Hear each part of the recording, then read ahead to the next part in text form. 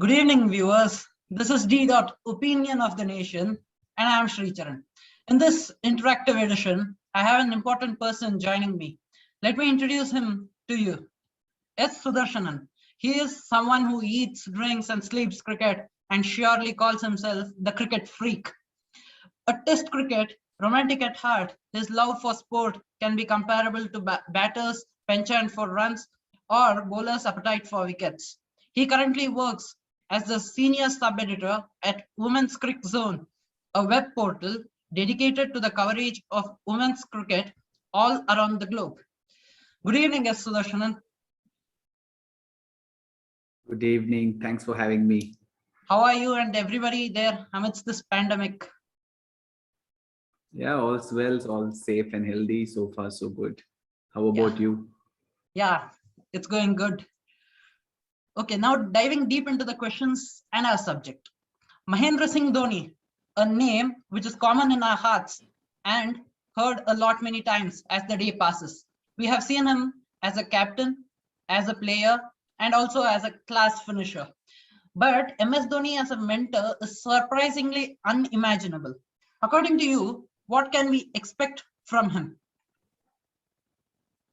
I mean, it's a role that everybody has kind of witnessed in franchise cricket. We talk about IPL teams. There are head coaches, support staff, and the mentors. But it's a term not too familiar in the international cricket circuit. So that itself is a novel thing. Like we don't know at this point what we can expect, but what we can expect and what we know about it is that with MS Dhoni in the mix, with Ravi Shastri in the mix, and of course Virat Kohli and Rohit Sharma, the skipper and vice captains, I think they'd be pretty sure about what each of those roles are, because we've seen in the past that too many of these power centers can tend to confuse a lot of people, confuse the heads themselves. So I think with these people, I think there should be and there will be reasonable demarcations as far as the roles and responsibilities of each of them is concerned. Of course, Virat Kohli and Rohit Sharma, once they step onto the field,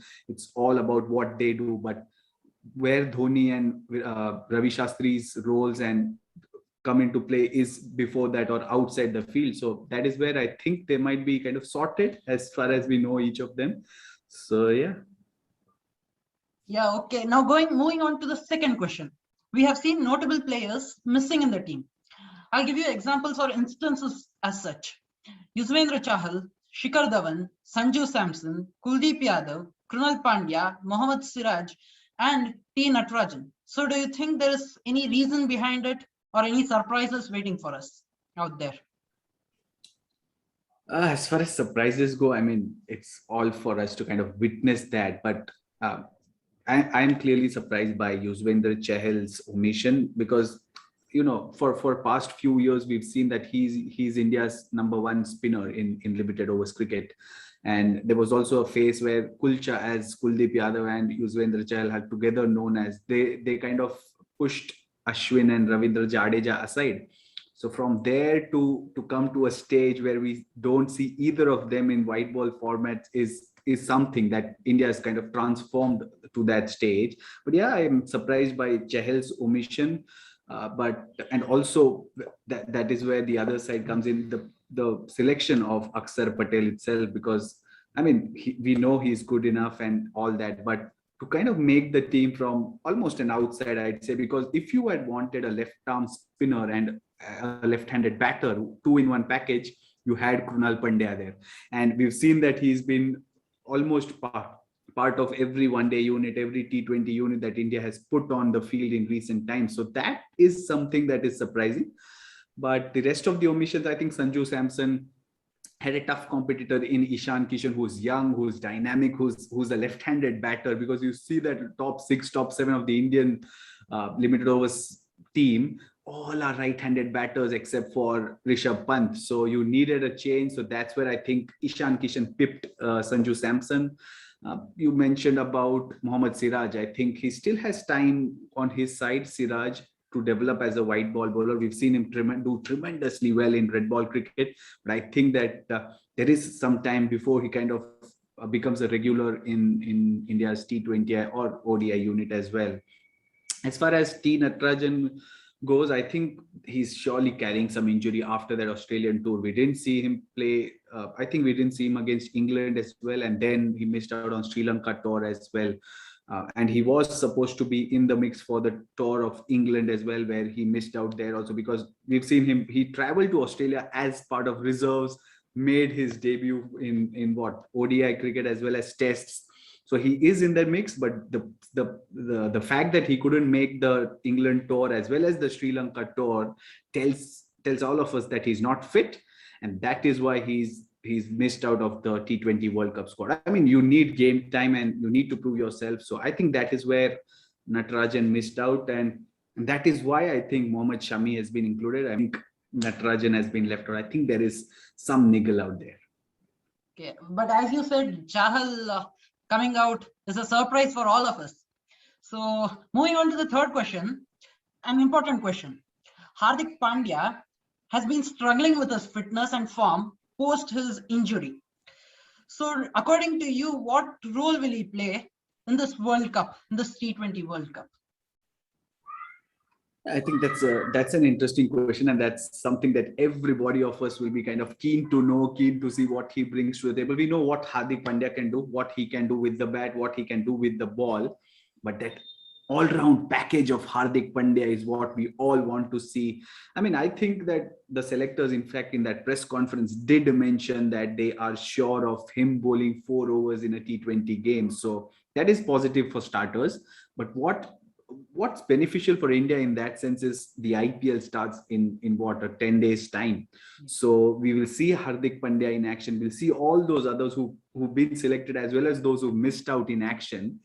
And remember, this is a good squad, the 15 plus 3 reserves, but there's a scope of change till October 10 by the time the IPL second leg almost finishes, because October 10 is the day the playoffs kind of start.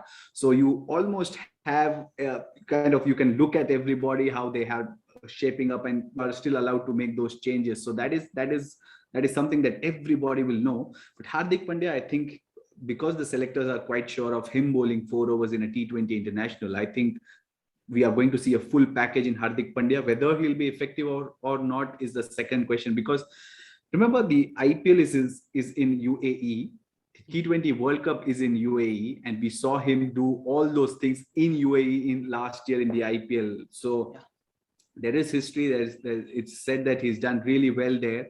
So we can be confident. We can be pretty confident of him doing well, of India finding a balance in the all-rounder. Because remember, why Hardik Pandya is important in this World Cup is, if you leave Hardik Pandya aside, there are only 3 other seamers in that entire 18-member squad, including the reserves. So that is why everybody will want him to do well. Everybody will want to see how he does. So as you said, let's wait and watch. It's a wait and watch scenario for all of us about Hardik Pandya. Now, looking at Shikhar Dhawan, he played well, tremendously well, won as a captain, but even then, what was the reason being unselected? Is there any particular reason, which you think? I think if you look at the Indian top order, there is Rohit Sharma, there is KL Rahul, there is Virat Kohli. If you strictly kind of look at that top 3 where Shikhar Dhawan could fit, look at those 3 players, all are sort of accumulators.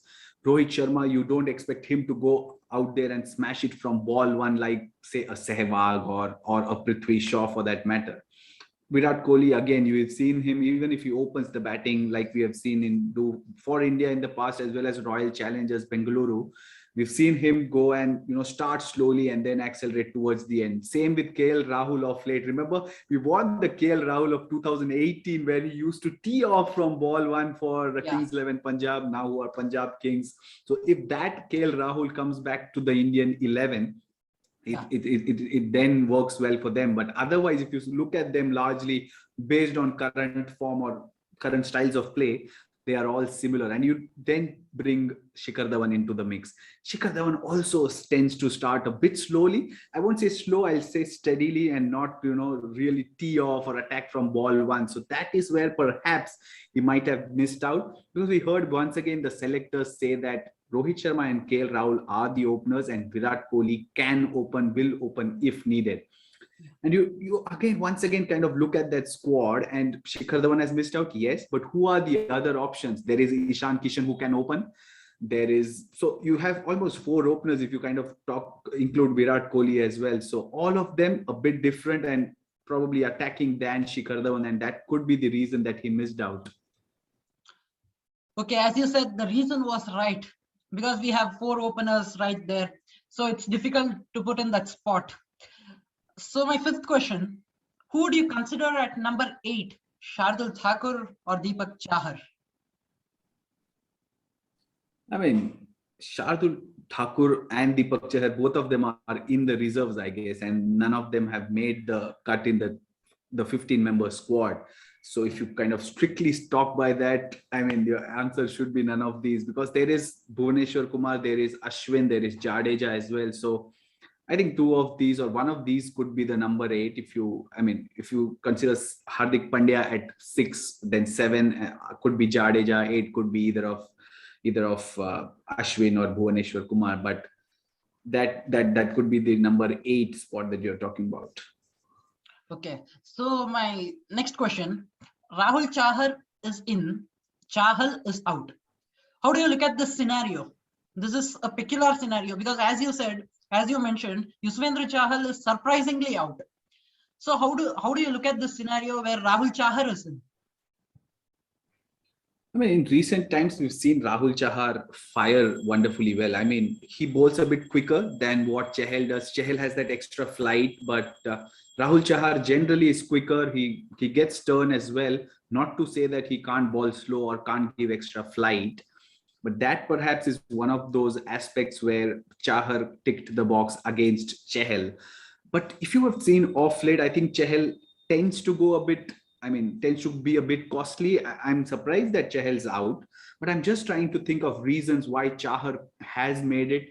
And again, overall, if you look at this Indian squad for me, the 15+3, I'll say that it has a Mumbai Indians look to it. Why Mumbai Indians? Because you see the IPL favorites, they are always loaded with firepower. They have more options with the ball if you want. They have people who do multiple things. I mean, people with multiple skill sets.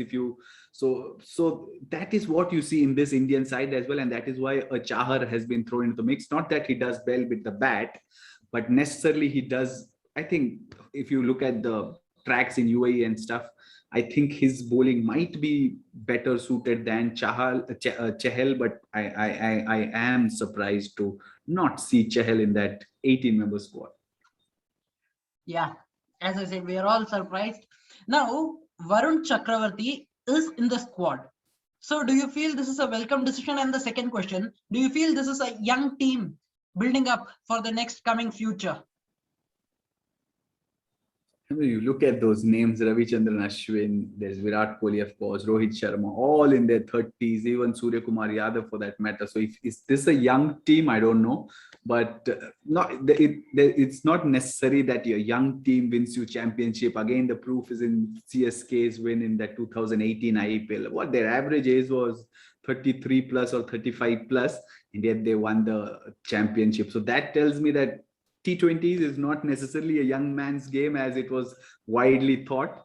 But Chakravarti's inclusion is again a wonderful story. I mean, he can bowl that ball that spins away from a left-hander and also away from a right-hander. He has that wonderful carom ball as well. He had to make, I mean, looking at what he did in the IPL, he had to make his India debut much earlier than what he did. I think fitness was one of those issues he missed out earlier as well. But now that he's kind of proven his fitness, proven what he can do, I think it's an interesting pick, I'd say. I mean, I'm not sure if he'll start in the first match against Pakistan, but there is a high chance again that he could start. I'm not sure if he'll, but there is a chance that he could because of the mystery aspect that he brings. I mean, Pakistan, having watched the IPL, I mean, if they have and are following the IPL, would know a bit of him. But it's always a different thing when you look at a player and when you have to play him or her. So that is where I think that mystery element lies, because practically you talk about anything right now in cricket, there is hardly any mystery because almost every other match is streamed or telecast or televised. but the mystery aspect lies in how you face him or her, and not just by if you know or know that particular player. So that is the mystery aspect, and that is why probably they have gone with Varun Chakravarti. So as you said, Varun Chakravarti will be the mystery aspect here. How he plays well, let's watch it. Let's see how he does it well. So my eighth question, Ravichandran Ashwin. He has been in the news since last 2 days. The selection of his, how did Ashwin make the cut, are the important questions which people ask. So what do you think of it? How did Ashwin make the cut? Because I'll just add one thing here. With inclusion of Ashwin, there are 5 spinners. And we just have 3 frontline seamers in the squad. So do you feel we need 5 spinners and just 3 frontline seamers in the squad? What do you think about it and about the inclusion of Ashwin?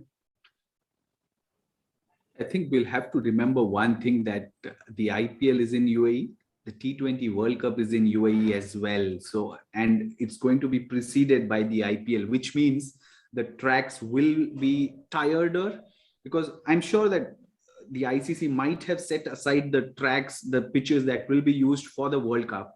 But again, there will be some sort of, what do you say, wear and tear to that extent. So that is one thing we'll have to bear in mind, plus the heat factor as well. We've seen that in the IPL last year, where the heat got to the players, the likes of Dhoni and all. You know, he was very athletic, but was perspiring a lot as well. So all these factors could, I mean, have a say in how the pitches turn out there. So that is one of the aspects that India would have kept in mind when they selected 5 spinners. And Ravichandran Ashwin, I mean, that's a very, very interesting pick. I mean, you expected him to come back, didn't you? Because, and I think it's almost a template as if he'll play T20 World Cups, because the last T20 World Cup in 2016, he was part of that unit, and there you go, he's back again. But I think why he made the cut is probably the reason is simple as I read it. There is no Washington Sundar who does the similar role that Ashwin does. Of course, Ashwin more experience, more variety and stuff. But it's, if you kind of compare on prima facie on paper, they both have similar roles with the ball with the ball in the power play, and then maybe in the middle overs and stuff. So I think that's where Ashwin made the cut, because simply there's no Washington Sundar. Yeah, that's right. Washington Sundar's absence brought in Ashwin. As you said, the second point also, it's more important. The experience counts a lot over here. So Ashwin has a greater experience than Washington Sundar. So that may be the reason, as you said. Now, my last second question. How do you look at this team of leadership and mentorship? With the group of Ravi Shastri, MS Dhoni, and Captain Virat Kohli and Vice Captain Rohit Sharma, all packed. How do you look at it? I mean, as I said right at the start, these are wise heads in Indian cricket. I mean, every one of them knows their roles, and 3 of them have played together. MS Dhoni being the captain for Virat Kohli, as well as Rohit Sharma. We know the camaraderie that each of them shares with the other, and MS is. We've seen that he gives space to the others, especially if he sees leaders in others. We've heard Virat Kohli talk about it a lot, that how he's grown under MS as well. So the entire unit, if you add even Ravi Shastri to it, are people who respect and admire each other. So I think there'll be space to grow. At the same time, there'll be inputs from each other. But I mean, having said everything and all that, you just wish that this leads to a championship. But otherwise, it'll almost, you don't want it to backfire and then people talk about it as too many cooks spoiling the broth. So that is one thing that India would probably hope that it doesn't happen. But prima facie, on paper, it's very, very strong thinking, a leadership group, as they say these days. Yeah, that's true. Because looking at all these names, we remember that experience, that leadership, that mentorship qualities among them. So concluding with my last question. You have answered all the questions, including the mentorship, Shikhar Dhawan. We have discussed a lot. Last question, how good is the squad? I think very good. I mean, if you kind of have a scale of 1 to 10, I'd probably rate it 8 for the personnel that it has. I mean, Surya Kumar Yadav's there. There's Ishan Kishan, 2 of them who've been part of title winning sides with the Mumbai Indians. They've done they've shown that they have the potential to do it at the highest level as well. We saw how beautifully, I mean, beautiful is probably not the word, but how destructively they made their T20 as debut. That Surya Kumar Yadav 6, that Ishan Kishan 50 on debut. So all that tells me that these are players who are used to playing at that in the level that's expected. So you look at that squad and even though there's this surprise element of Ashwin, there's no Chahal, Akshar Patel, but you probably look at those 15 plus those reserves as well and think, if they don't win the title, or if they don't at least reach the finals, something has horribly gone wrong. But otherwise, it's a very good outfit, very good squad, and I hope that this time India kind of ends its title drought in ICC competitions. Yeah, that's true. We all from the team of D.India.Focus, even we wish them all the best for the matches for the upcoming T20 World Cup. They do their best is what we want.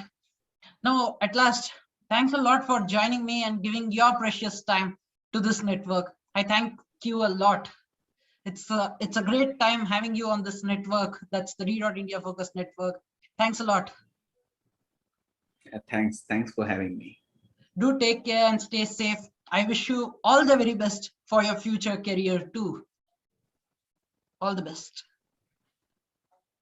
Thank you. Thank you for joining me. Thank you, viewers, for joining me. Until the next time, I meet you all. Signing off, Sricharan. Thank you, viewers. Do stay home, stay safe, and stay strong. Thank you, viewers.